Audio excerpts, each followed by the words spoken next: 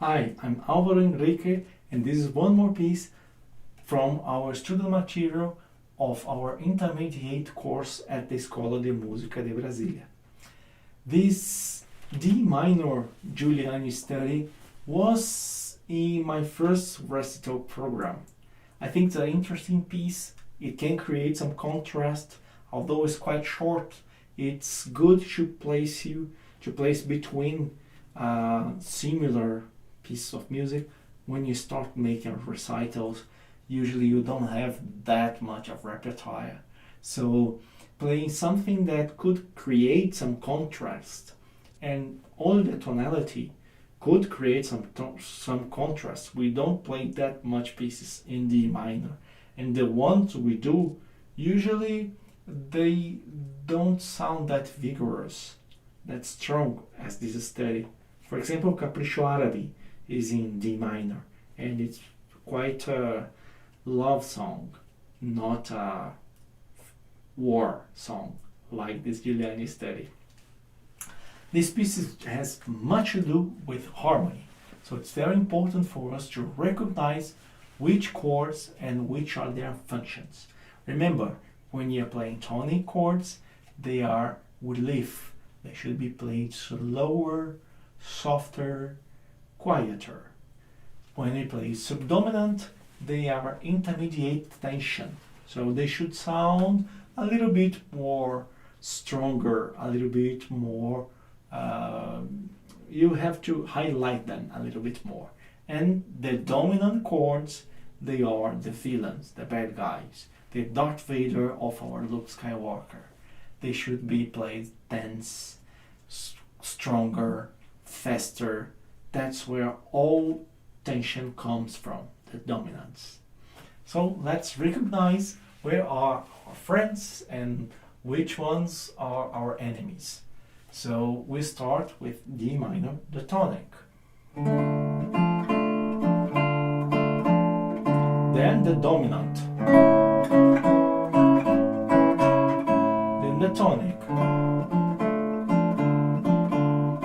Then we are going to play a sequence of individual dominants. We're going to start with the dominant of the relative tonic. Then the dominant of the relative tonic, which means a little bit more relief, but it's still a dominant.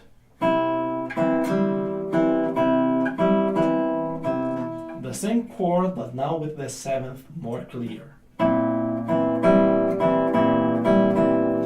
Then the dominant. Then finally back to the tonic.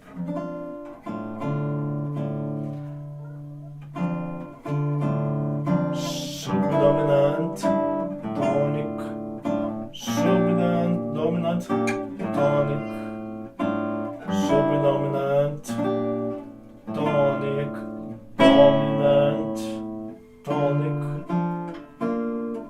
subdominant, dominant, tonic, subdominant, dominant, subdominant, tonic, subdominant anti-relative, which is subdominant function anyway, dominant, tonic, dominant, tonic, dominant, tonic. It's very important that piece to make clear those harmonic functions, playing softer on the tonic, the relief, stronger on the dominant, and a little in between on the subdominants. Okay? The melody is on the bass, so it's very important for you to play, or you can sing, or create some lyrics for the bass melody.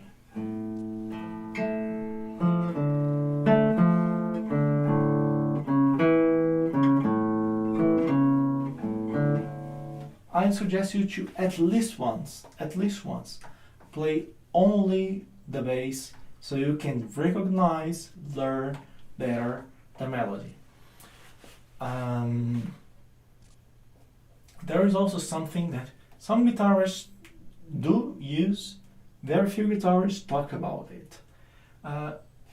Of course, you have heard of the full barré. So it's one finger pressing all strings. You must have heard about the half barré, which one finger press more than one string. Not necessarily half of the string, but more than one string, but not all. We call it a half barré. But there is something that, at least here in Brasilia, they call it an inferior barré. What's that? You use that muscle or that small fat that we have here, and we fit the string a little bit under that muscle. It's really like a jigsaw.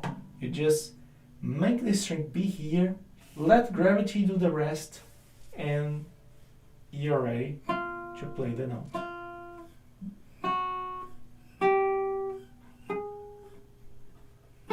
You can do that with all fingers. Of course, like the other barrés, we do mostly on the first finger. And what's interesting on that? First, it's easier than a barré. And it allows you to change very fast from the first string to the 60th or the 50th string. So instead of playing F and then jumping to the F on the 6th string or jumping to the B flat on the 50th string, you just play the inferior barré and you are there. Unfortunately, on our studio material there are no fingerings. So I will tell you which chords you would use the inferior barré to enjoy. But as you may have noticed, every time you have on the bass F or B flat, the F at the same time, a little bit before, a little bit after, that's a very good opportunity to play the inferior barré.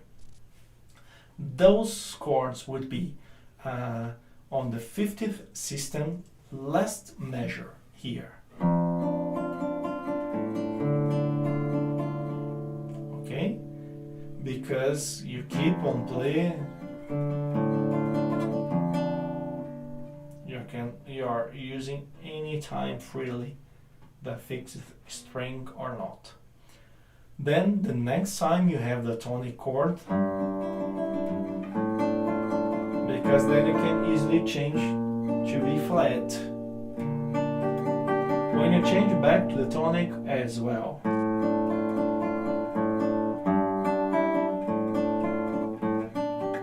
And then there will be one more time the last measure of the 7th system. You have here you're going from then D,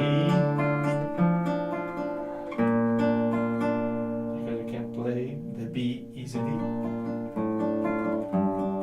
and those are the chords that you should enjoy this inferior barré to make an easier fingering. You don't need to press, you don't need to make any kind of strength or I don't even like calling it barré because it's a totally different animal. It's just about fitting the string here and letting gravity do the rest. Have fun.